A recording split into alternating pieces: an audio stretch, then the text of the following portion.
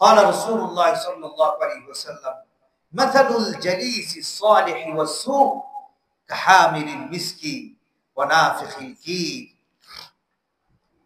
রাসূল সাল্লাল্লাহু আলাইহি ওয়াসাল্লাম কিছু নেককার বন্ধু বদকার বন্ধুর কিছু উদাহরণ পেশ করেছেন।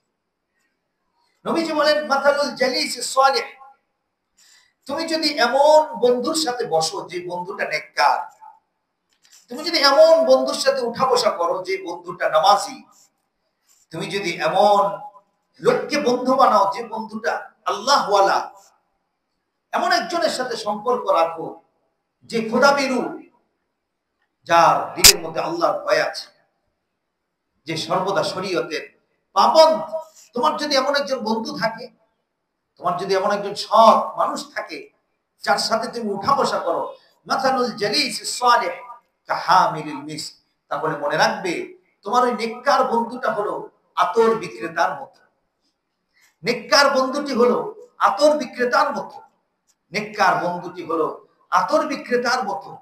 অর্থাৎ কোন আতর বিক্রেতার পাশে গিয়ে যদি আমি বসি, তাহলে তার থেকে আতর যদি আমি নাও কিনি, কিছু আতরের ঘ্রাণ কিন্তু আমার নাকে আসবে, আমার গায়ে আসবে। কিছু আতরের ঘ্রাণ অটোমেটিক আমার ভিতরে এসে লাগতে থাকবে। একজন নেককার মানুষ বন্ধুর পাশে গিয়ে যদি বসা হয়, তাহলে তার সাথে কথাবার্তা বললে তার যে আচার আচরণ এগুলো আমার মধ্যে না আসলেও কিছুটা ঘ্রাণ, কিছুটা নেককারের সহবত, এটা অবশ্যই আল্লাহ তাআলা আমার কাছে প্রেরণ করবেন। এই জন্য নেককার বন্ধুর এত বেশি দাম। নেককার মানুষকে বন্ধু বানালে আল্লাহ রাসূল বলেন, তুমি তো আতরওয়ালার পাশে গিয়ে বসছো, এই গ্রাম তোমার মধ্যে লাগবেই। হঠাৎ এক সময় আল্লাহ রাব্বুল আলামিন তার মতো তোমাকে করে দিবেন, তার সমস্ত কিছু তোমার মধ্যে চলে আসবে, তার গ্রামটা তোমার মধ্যে চলে আসবে। এই জন্য নেককার বন্ধু বানাও। অপরদিকে আল্লাহ রাসূল বলেন মাসালুল জালিস সু, আর যদি তোমার একজন বদকার বন্ধু থাকে, খারাপ বন্ধু থাকে, তার পাশে গিয়ে বসলেই বিড়িটা ধরায় দেয়, তার পাশে গিয়ে বসলেই এই অমুকের বদনাম তমুকের বদনাম শুরু, তাহলে মনে রেখো তুমি কিন্তু নাফিখিল কির, একজন হাপরওয়ালা, কামারের দোকান যে ব্যক্তি পিটাইতেছে, কামারের দোকানে যে ব্যক্তি এই লোহার বটিগুলো পিটাচ্ছে আর হাপর এভাবে টান দিচ্ছে, তুমি কিন্তু তার পাশে গিয়ে বসছো। তার যখন হাতুড়ির বাড়ি দিবে আর হাপড় গুলো টান দিবে, তখন অবশ্যই কিছু না কিছু ছিটা তুমি যদি পাশে বসো তোমার গায়ে এসে লাগবে, আর তোমার জামাটা পুড়িয়ে দিবে। তোমার অসৎ বন্ধু হলো এরকম, তুমি তো ওই কামারের দোকানের পাশে গিয়ে বসতে যেরকম তোমাকে তোমার জামাগুলো পুড়িয়ে দেয়, অসৎ বন্ধুর কাছে গিয়ে বসছো, তোমার আচার আচরণ আখলাক নীতি নৈতিকতা সব তার দ্বারা প্রভাবিত হয়ে একে একে পুড়ে যাচ্ছে। কল্পনাও করছো না তুমি, অথচ তুমি তো মনে করছো আরে রাতে তার সাথে আড্ডা না দিলে তো আমার এই ঘুমই হয় না। এটা একটা এনজয়, রাতে একসাথে হলাম, বিড়ি সিগারেট খেলাম আর কিছু আড্ডা দিলাম, এরপরে 12টার সময় বাসায় গেলাম। এটা অনেকের নেচার হয়ে গেছে, অনেকের ব্যবহার অভ্যাস হয়ে গেছে। অথচ এই বন্ধু সার্কেলটাই সকলকে জাহান্নামে দিচ্ছে, সকলকে ধ্বংস করে দিচ্ছে, সকলের সমস্ত কিছু পুড়িয়ে দিচ্ছে, ইমানগুলো ছারখার করে দিচ্ছে। এই 5 জন বন্ধু একসাথে হলাম, আমাদের আলোচনার সাবজেক্টটা কি? যে কোনো একটা নারীর বিষয়ে, অমুক নারী, অমুক বান্ধবী, অমুক নাটক, অমুক মুভি, অমুক ছবি, অমুক রাজনীতি, এগুলোই হলো আমাদের আলোচনার টপিক। বন্ধুরা একসাথে হলে,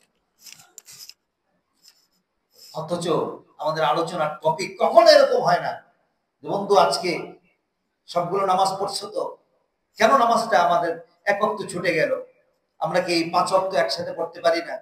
বন্ধু আল্লাহকে ভয় করো না, এই চুরিটা তুমি করো না। বন্ধু তুমি চাঁদাবাজি করো না।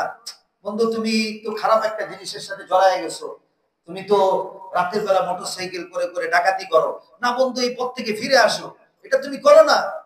এই তাকওয়া, এই একজন অপরজনকে উপদেশ দেওয়া, এটা যে একটা টপিক হতে পারে, এটা আমাদের মাথার মধ্যেই নেই, কল্পনার মধ্যেই নেই। একজন বন্ধু আরেকজন বন্ধুকে খারাপ দিক থেকে নিয়ে আসবে, এরকম কোন সাবজেক্টই নেই। অথচ আমাদের একসাথে বসলেই আমাদের প্রেমের আলাপ, নারীর আলাপ, রাজনীতির আলাপ, গীবতের আলাপ, শিকায়েতের আলাপ। কি আমরা ভালো মানুষ, কি খারাপ মানুষ, কি নামাজি, কি মুসল্লি, কি গায়রে মুসল্লি। নামাজ পড়ে একসাথে তিনজন বের হয়েছে এক দোকানে চা খাইতে, এখন বসেই গীবত শুরু হয়ে গেছে অমুকের নামে, অমুকে এই করছে সেই করছে। পাশের জন বলতেছে হ্যাঁ হ্যাঁ এটা আমারও এরকম রিপোর্ট আছে, তার আরো দুইটা দোষ এরকম আছে। একজন নামাজি মাঝখানে বসে রয়েছে, সে কোনো কথা হয় না। সে বলে আসলে আল্লাহ মাফ করুক, বলতে চাই না, না বলেও পারি না, হ্যাঁ আপনারা যা বলছেন সব ঠিকই বলছেন। তাহলে সেও কিন্তু গীবতের মধ্যে অন্তর্ভুক্ত হয়ে গেল। সে বলতে চায় না আল্লাহ মাফ করুক এগুলো বইলা, সে বললো হ্যাঁ ঠিকই বলছে। এই হলো আমাদের আলোচনার টপিক। বন্ধু সার্কেল একসাথে হচ্ছি আর আমাদের আমলগুলো নষ্ট করে দিচ্ছি। এই জন্য আল্লাহ রাসূল একটা অবিস্মরণীয় উদাহরণ পেশ করলেন। নেককার বন্ধু আতর বিক্রেতার মতো, তাদের পাশে গিয়ে বসো, তাদের সাথে কথাবার্তা বলো, যে তোমাকে দিনের পথে আহ্বান করবে, খারাপ পথ থেকে তোমাকে বাঁচাবে।